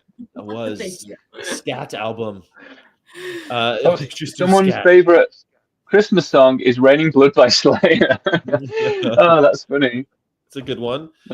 Karina's making a joke because it really bothers me that Leonard Cohen's song "Hallelujah," which has zero to do with Christmas and is. Oh, it has, and I'm such a big Jeff Buckley fan that it offends me that song got so popular. Just on music for a song. It's not a Christmas song. No, it's not a Christmas song. It's a Leonard Cohen song about like depression and really, it's quite sad and macabre, isn't it? Well, not macabre, but it's like, something about being tied to a chair and like breaking the throne. Her kitchen chair. She broke your throat. And she cut your hair. Yay, Christmas! That's why it's nice to be a non-native speaker, because you can just ignore that and just be like, "Wow, that's pretty." Wow, they do say hallelujah. You don't hear the lyrics. You just, It's a cold and it's a lonely hallelujah. Like Yeah. Merry Christmas, everyone. Right. No, I can't stand. I was Googling. I'm sorry, this is off topic, but on topic because it's about music. I was Googling Fiona Apple, weirdly, and She's I think amazing. I was trying to find out if she was vegan because I went through and I saw your video. Just ran it's like that's Sky, and then I watched you talk about Fiona Apple for like 15 minutes. So that's just off Yeah. topic. I just thought I'd mention it while I'm here. Fiona Apple, yeah, she's. I remember doing that because I did a deep thing on Fiona Apple and how she is still vegan, but she also has eating disorders and like you Mhm. know, and some That's people too bad. equate one with the other, but I don't think so. I think she's an ethical vegan who has an eating disorder. Like she's Mhm. done some hardcore like would only eat white food and like she's just like what do you call it, obsessive compulsive. It's Mhm. too She's bad. Every she's had time other people, issues. yeah, it's like that raw vegan woman who died was just eating Yeah. Mhm. nothing for weeks, and then everybody's like, "See, it's because they're vegan." And then Yeah. I'm like, "Well, I'm vegan too. Do I look like her?" It's like people are just, yeah. If Fiona Apple's dealt with like some very serious trauma, and I think Yeah. that probably speaks to her music. Sometimes people with rocks in their soul make the best rock and roll, like Totally. Yeah. the I, Billie yeah. Holiday or Amy Winehouse. There's just something profoundly tragic about them, and Bo you can Burnham. hear in their voices. Bo Yeah. Burnham. Oh yeah. Yeah, I Bo guess Burnham. No. Yeah. Yeah. No. Totally. a lot of What's comedians are that tune that Bo Burnham does? The one that Phoebe Bridgers covers. It's really sad. But yeah, Bo Burnham. Is Anyway. it Bezos, Jeffrey Bezos? That's my favorite song by Bo Burnham. No, it's something about like the world being like a funny place, and he names like all of the like harrowing slash hilarious shit that goes on in the world, but all combined together, like school shootings mixed in with Mm. like YouTube funny videos, and it's like this kind of compare and contrast kind of songwriting. It's a really good song. But yeah, and I thought when I that was the first song I'd listened to by Bob Burnham, and I just thought he was this kind of skit comedy guy. Not that, but I just kind of thought it was like comedy music, and I was like, no, there's depth to, even I when mean, it's that's funny, the there's best depth to what music he's has singing about. pathos, right? Like that's the best thing. Totally. I mean, that's why I think Charlie Chaplin still stands the test of time, though he Oh, doesn't Charlie speak. Chaplin's great, so Yeah, good, and it's because Chris, so good. he's a downtrodden tramp. But Chris, Chris, have you you heard of Stromae? Stromae? Stromae. No, Stromae, we say in French. Stromae. I don't know how they. no, is this a no. What He's French a are they? A song? French band or He's a artist? Belgian, very famous singer. He's even been here at Coachella and stuff like that. He's very, very Wow. famous. And he makes me think of Bo Burnham. So his songs are like joyful and terribly sad at the same time. He's like one of Hmm. the really best artists right now in the French speaking song. You would probably like what he does. Could Okay, you but send me? Chris, Could you maybe link Yeah, me up? Send me a I'm link. gonna That'd I'm be gonna cool. put in the chat, but I can also send it to you. I'm really enjoying your new Instagram page, by the way. Thank Just to plug your you. Instagram page.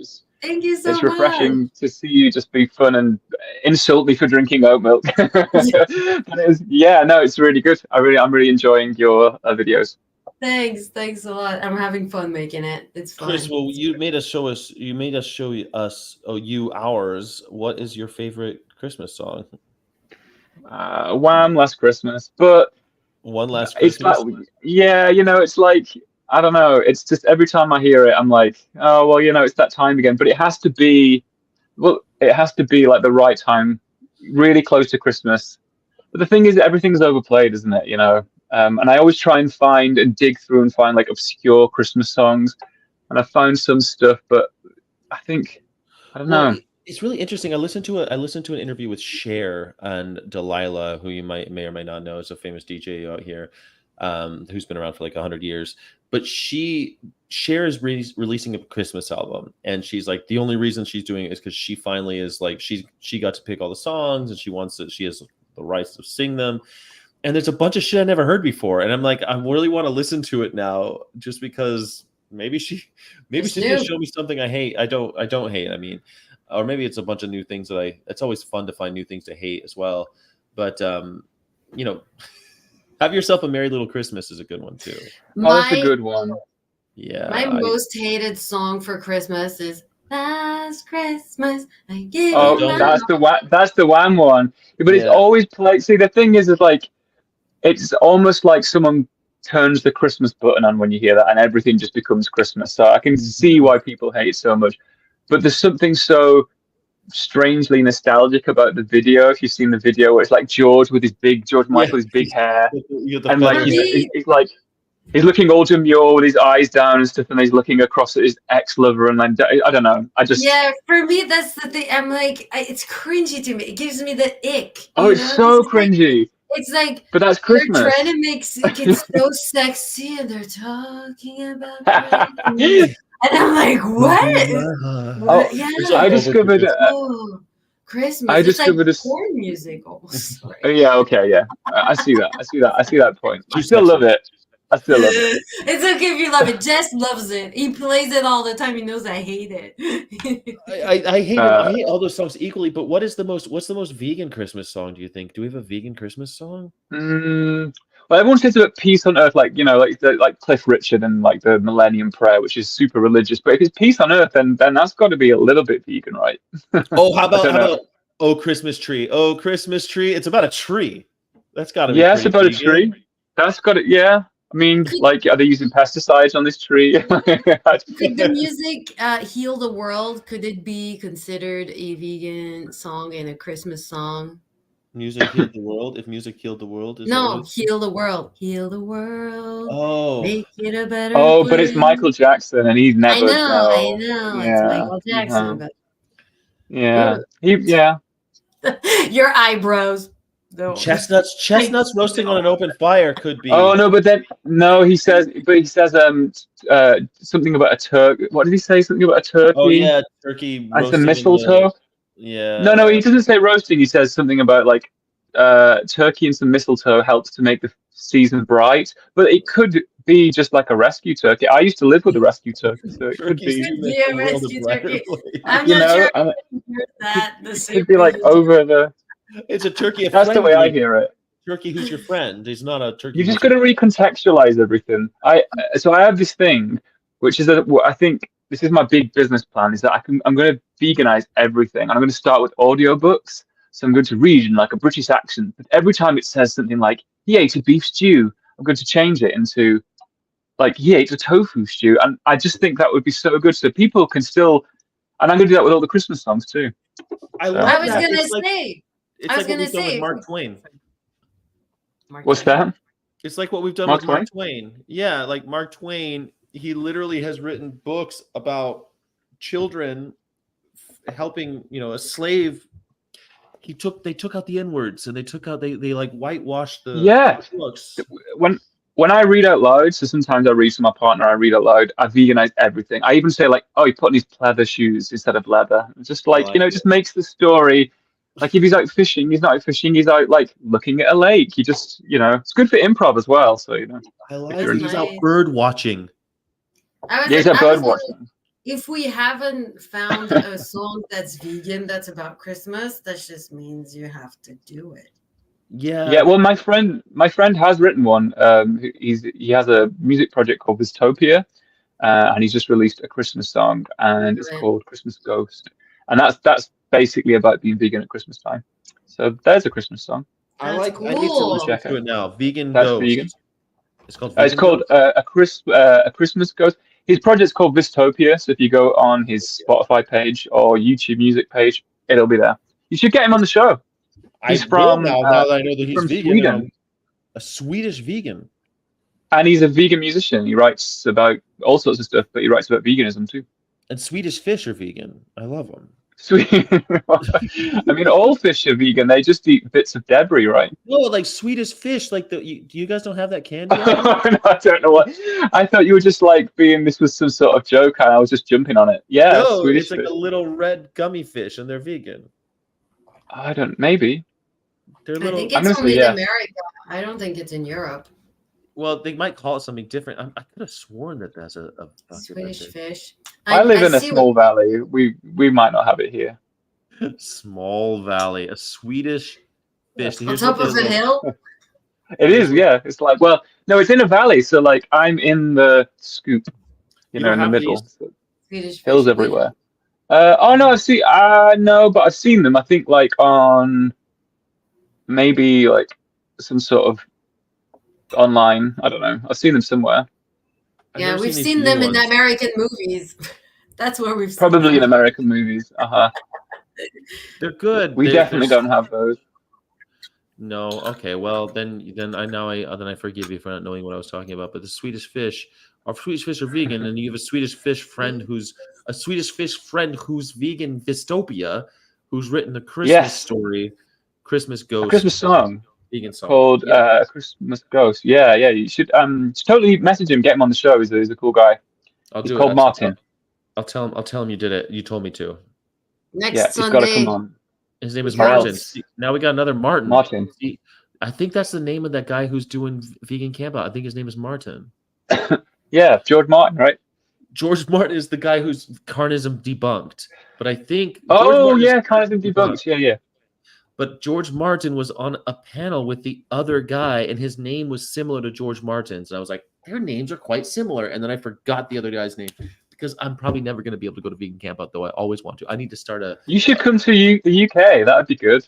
dude. I want to so bad. I need to start a GoFundMe to go to Take vegan camp out. Helps no, time take vegan, of travel. course, on tour. You could Yeah. crowdfund that. Like, we're That's what- going to go to the UK. We're going to hang out with Sweet Goose, and I'm going to make him taste some Swedish fish. Yes, I'm going to bring out some Swedish fish to Sweet Goose. And Don't it's forget gonna to be- bring your stickers. Don't forget, yeah, your stickers. And I'm going to bring suitcase more stickers full. than anyone else's. Yes. A suitcase Two full of stickers. suitcases. 2 suitcases or nothing. That's how I roll. No, I have thousands of stickers. You'll pay? dress with stickers. Danny and Jess could come. All right, but Cole. All right, I'm going then. Cole says he's going to pay for it. Ooh. Oh, wicked. Thanks, Cole. Cole's my patron saint. Patron saint. Yeah, patron saint. Well, there's a patron. There's also patron saints, but patron saints you pray to on journeys. So that, you never. I thought you were raised Catholic. You weren't raised Catholic?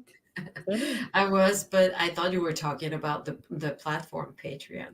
Yeah, I was kind of making a joke, but Okay. never mind. My jokes don't land today. Apparently, I got it. No, it's You just got me. it. It's just Yeah. me. Sometimes I don't know if you're talking about one Did thing you- or another because I Well, lost Chris- the context. I'm like, context. Chris wasn't on camera when I said the joke about the old one about nursing. When I said, where did you get all the repeat it babies? for the third time Did so you he get that can one, laugh. Chris?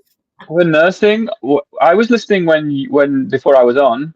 Yeah. So before you were on, I said I met all these These women walked into a Waffle House. My friend tried to hit on them. They said they were there for the nursing competition. And you said, where'd you get all the babies? Yeah. Did you? You got Uh-huh. that right? Thank you. I got that. Yeah, I left. I'm giving people fucking gold here. Gold, comedy gold. No one appreciates me. I'm laughing now. It just took me a minute. Yeah. Yes. Do you know how I you think get you should- Fanny to laugh at a joke on Friday? Who laughed No. at the joke on Friday? How do you get Fanny to laugh at a joke on Friday? I don't know. You tell her You the tell joke it on Monday. You tell it what? You tell it on Monday. Because it takes me a minute. You It's should okay, it's part see of your me job. though. It's funny because I love comedy and I watch it all the time. But you see me at a show and I'm like this, because by the time that I understood the joke, I cannot laugh because they're already doing the next thing. So What if it's so funny you're just laughing out of context? You know, like they're just in the middle of building up the next joke and you just go for it laughing. Sometimes I do. Like yesterday, I could not stop laughing at my improv class because someone came and was like doing Popeye, and they were opening a can of spinach and like drinking it, and the other guy was like, "Oh, that's the Hulk." The whole Because Popeye. Popeye, and it was Yeah. the Hulk. Popeye. Anyway, so for Yeah. me, that made me laugh, and I just laughed for 5 minutes. So do you know that artist Steve Koons? Do you know who I'm talking about? Do you guys know Steve Koons? No. Steve Koons. Tell he's us like, who that is. I'm gonna bring up Koons. Hold on. Maybe it's not Steve Koons. He does this Koons. I'm sorry, Koons. Jeff Koons. I'm sorry. I'm Jeff out of work. Koons. I still don't know who Jeff Koons is. Oh, Yeah, well, seriously, brilliant. All right, guys. So Jeff Koons is a famous artist. He does like you've known his work. Ooh, This is his Popeye. Popeye. Oh, okay. There's Popeye. And see, it's all like metallic, and he also, but Yeah. he's mostly famous for the balloon dog sculpture. You've seen this. Oh yeah, yeah. Okay. Yeah, I've seen In that. lots of movies, he makes these giant balloon dog sculptures. And for whatever reason, people really think this guy is like the bee's knees. I don't know why people are obsessed with this guy, but they are. I went to There's even one taking a dump. Seriously? I don't know which one. He's been Why? parodied. He's been parodied so often it's hard to know which one is him and which one is the parody because because it's so popular that now like this one with the dogs, this is something that he did, and so this has been he's copied very, very frequently. And if you've been to Las Vegas at the Wynn and at the Encore, they have a few of his pieces, and one of the pieces they have is that Popeye. Oh, he did this famous one about this famous one with Michael Jackson and the little baboon or whatever he has, the monkey Bubbles. Mm-hmm. He did this anyway. He's a famous I think he's American. I don't know. It doesn't matter. At the end of the day, I went to Chinatown in San Francisco yesterday. That fucking Popeye is everywhere. Every place has a Popeye for sale, and they're selling it for like 10 grand. And it's like these Popeyes, it's just Popeye, but he's made out of like a shiny metal. Who's buying these and putting them in their houses? I can't really rich vegans, maybe, because he's like all drinking the spinach, with the mussels. Yeah, he's like this. Maybe maybe it's like really rich. Where do you get your protein from? Yeah. Who is vegan who is really rich? I don't know. I don't know any rich vegans. But if you do, get them to buy like 100 CDs from me or something, please. Popeye is a Fleischer cartoon, and many times, like he opens a restaurant with olive oil and he's serving chickens and turkeys. Popeye's not vegan, but like the spinach. Is it a Fleischer cartoon? Like Betty Boop? Mm-hmm. I didn't know Betty that. Boop, that clown that everyone likes. Yeah. Bobo the clown, I think. Yeah, Bobo. Yeah. Oh, I didn't know Popeye was. It makes sense, but yeah. Olive oil. Olive oil. Popeye vegan. Popeye's not vegan. All right. Well, thank you for stopping by. Thank you everyone for doing this. It's been a pleasure doing Sunday school. For me too. Thanks. Yeah, thank you. Thanks for having me on. It's nice to see you. I like the new mustache, by the way. You're rocking it. It looks good. Every time I get to 1,000 subscribers on the channel, I'm shaving it. Okay. Yeah. So it's looking good. Every time you shave it, it'll grow back stronger. That's what they say. But I've been shaving it my whole life. But now I'm growing the beard out for the for Men's Health Awareness. It's No Shave November. And it's to talk about prostate and colon cancer. But you've got like you look like Joseph Fiennes, Ray Fiennes' more handsome brother in Shakespeare in Love. Oh, I'll take that. Ray Fiennes though. Yeah, I don't know. I don't want to look like Ray Fiennes. No, you look like Ralph Fiennes' Ralph. Why? And who gets away if your name is Ralph and you're English? Where do you get off calling yourself Rafe? Rafe. Do you guys have a lookalike who looks like you? And someone goes, "Oh, you look just like," because I have one. I'll tell you who he's in a minute. And they're like, "You look just like that guy." I used to get that. You look just like that. You just look like that actress. Or do you get anything like that? Have you ever seen Mad Men? Yeah. Okay, so the first season. Okay. So you. I think I might know you even forgot his name. The sniveling bastard, the one who gets, no, you don't look like him. No, you don't look like 10%. When I used to get the suit, and I have like a kind of a hairline like he does, and when I used to wear a suit every day to work, at least once a week, someone would say I look like that. No, you look I see like a breadcrumb, but like a snippet of him. Well, what about you, Fanny? And now I get Elon Musk a lot. For me, the one or two people that I've been told were Emma Stone, because I do. We I have see. No, I do see that a little bit. Yeah, and I've been told also Jennifer Goodwin. I don't know I if don't you know who see that who she is. is. I know who that is, but I think She's yeah, in I can. Once Upon a Time. Yeah. Jennifer. Oh no, I don't. Yeah, she's got like the short hair, right? But Oh, sometimes I was she have Snow shorter White? hair. Oh, She's she Snow was Snow White. White. She looks like that She was elfish. Snow She's so White. elfish looking. Yeah, she really looks like a little elf. I don't think you look as I don't think you look as elfin as Yeah, her. but Emma Stone, yeah, it's I it's see not Emma. so I much see that Emma I Stone. look like Emma Stone. It's like I do things with my nose like she does sometimes, and Yeah, I and the nose crinkle thing. yeah. Does Emma Stone a lot? There's a controversy because I think that she's vegan. She claims to be vegan, but there's a clip of her saying that she's talking about how good branzino is. Branzino is the name of a fish. So I want to know.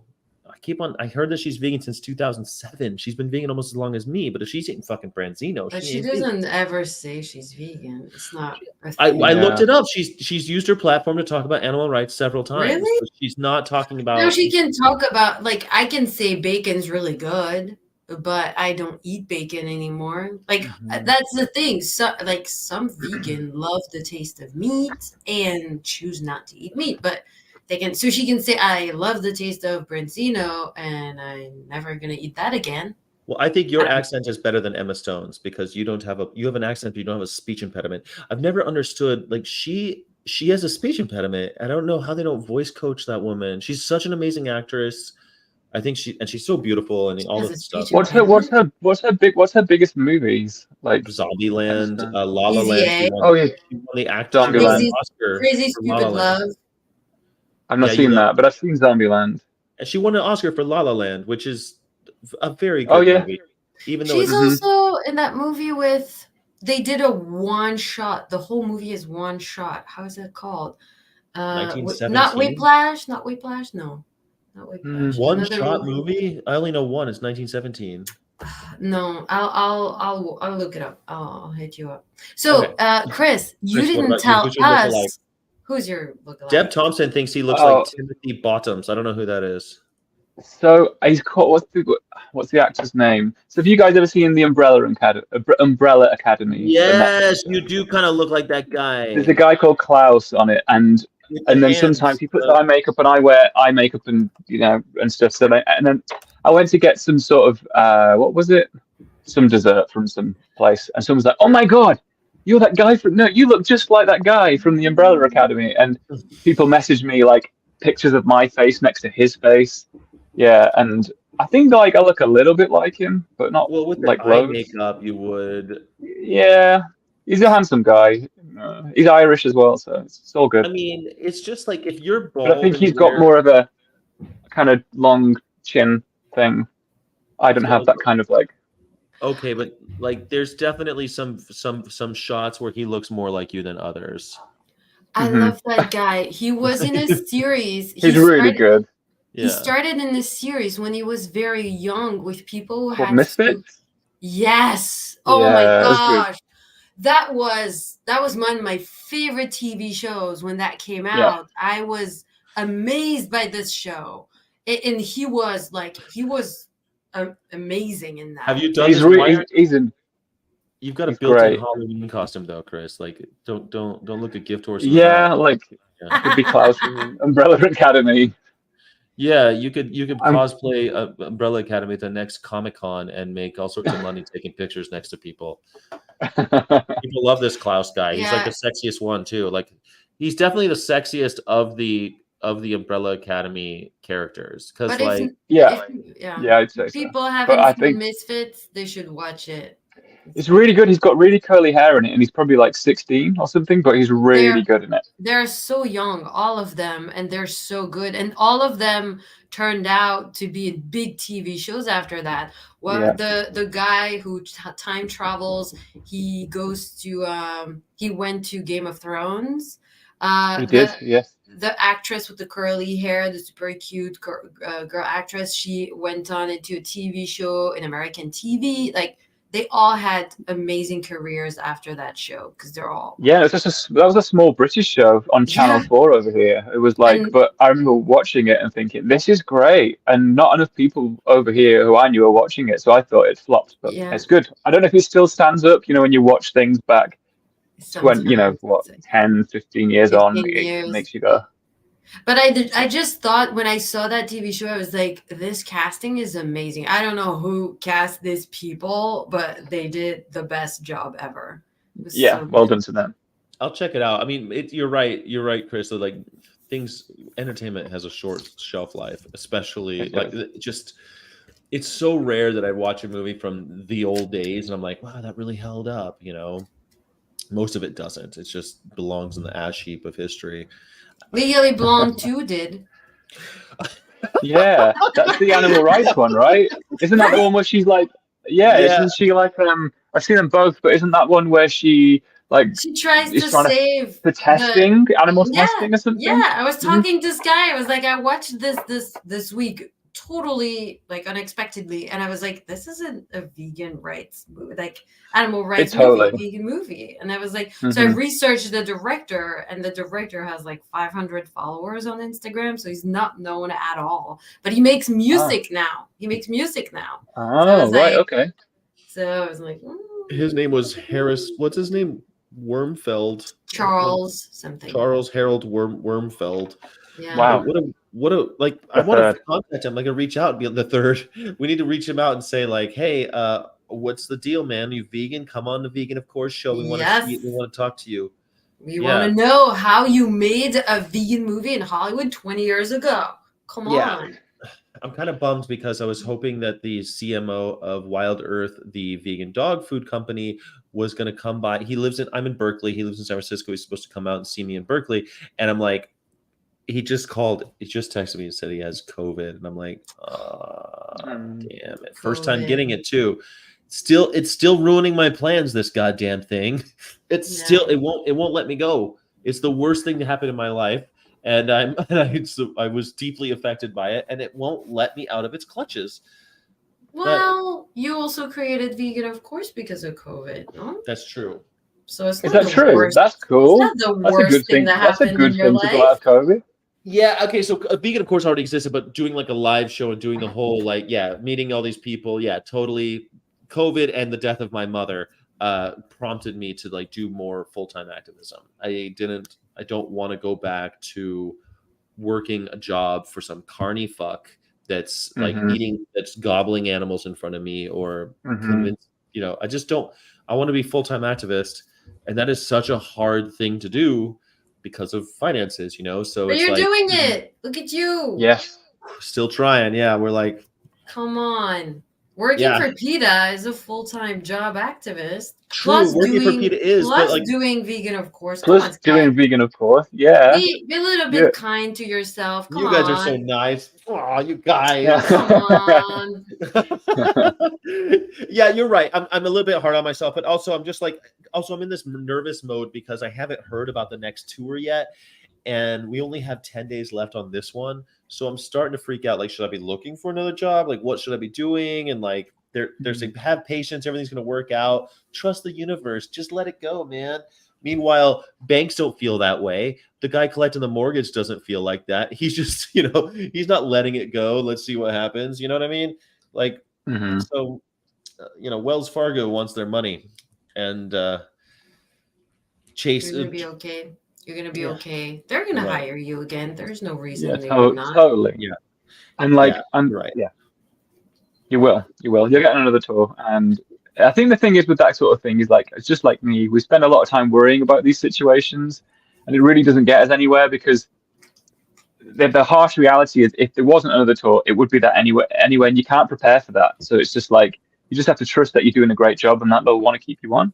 Yeah. And leap and a net will appear, You're right. You're absolutely. Leap and a net will appear. I like that very much. You're great, Chris. That's exact. I like that one. Leap and a net will appear. I haven't heard that one in a long time. And also, it's like, it's interesting as someone who has a lot of anxiety. It's interesting that our brains. Oh, I heard something that helped me. Our brains do a lot of anxiety and like negative thinking and all of that because we're just very creative people. because we can imagine different scenarios, right? So Yeah. that's actually our creativity being like, hey, what if that would happen? What if this would happen? What do you think? And sometimes it goes to like imagining something that's like not the best that we want, but that's just because we're very creative. Well, also evolution is like we have evolved to always imagine the worst case scenario. It's just because that's what keeps us alive. But the worst case scenario almost never happens. And like the intellectual brain has to kick in and be like, look, that's probably not the worst case scenario, probably isn't going to happen. It's going to be okay. Vinamwinian, what else would I be doing? You know what? Hospitality, I don't want to ever do that again. I don't want to work in a world where I'm like catering and catering to carnies and, or the worst would be going back to serving animals to people. I don't want to be serving chopped up animals to people. I don't ever. Then you won't. Yeah. You won't be. That's it. Yeah, that chapter's done. Yeah. It's really exciting that you. Sorry, I was going to say it's really exciting. I only recently saw that you work for Peter and you do this. You can never say with an honest, straight face that you don't do enough activism, because all your day, everything you do throughout a day is 100% activism. So I think you can blow that trumpet a little bit. Well, that's the plan, man. I appreciate you, and I appreciate you saying that. It's just it's one of those things like when you start feeling like okay, it's all working out, but it just always feels like someone can take it from you, and that it's not, because you're never out of the woods completely, and it's just one of those things. You gotta keep going. You're right. A leap in a net will appear, and also keep on trucking. Right. You just got to keep on going no matter what. And this is a difficult choice. It's not going to be easy. It's not easy in a non-vegan world to decide I'm going to do a life where I'm not going to work ever with anything that's not vegan. It's just hard. So it's never going to be easy unless the world becomes vegan. It's just not going to be easy. So it's a very difficult choice, but it's either making that very difficult choice and living with the consequences that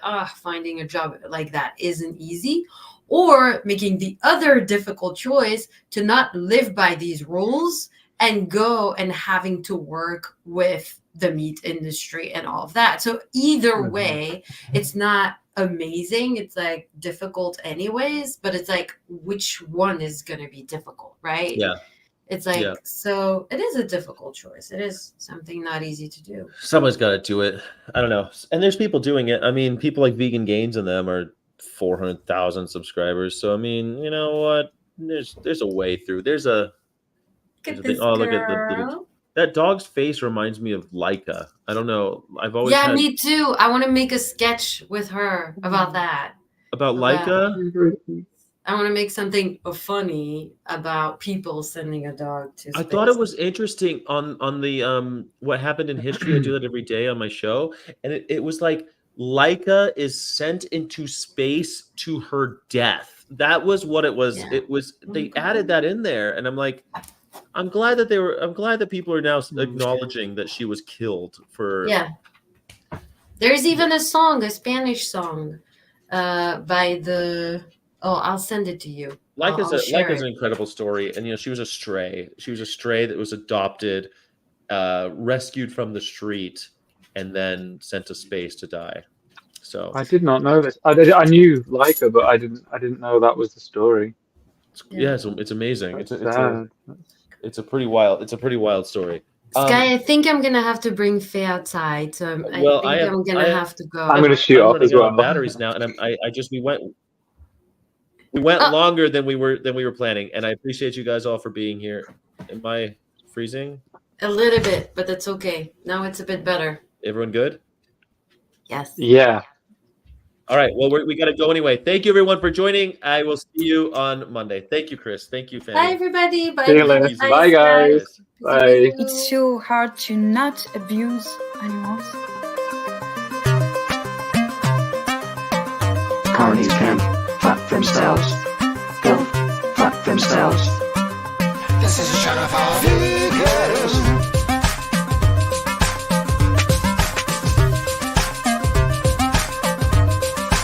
This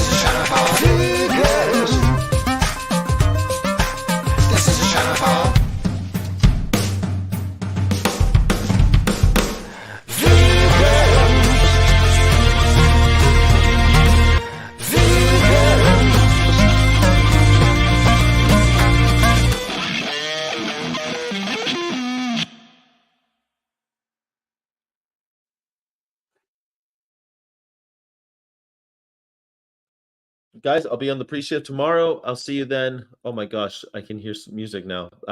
Thank you, everybody. Illegitimate non-carborundum. Don't let the bastards grind you down, because I need you and we need each other, and the aminals definitely need you. See you tomorrow, guys.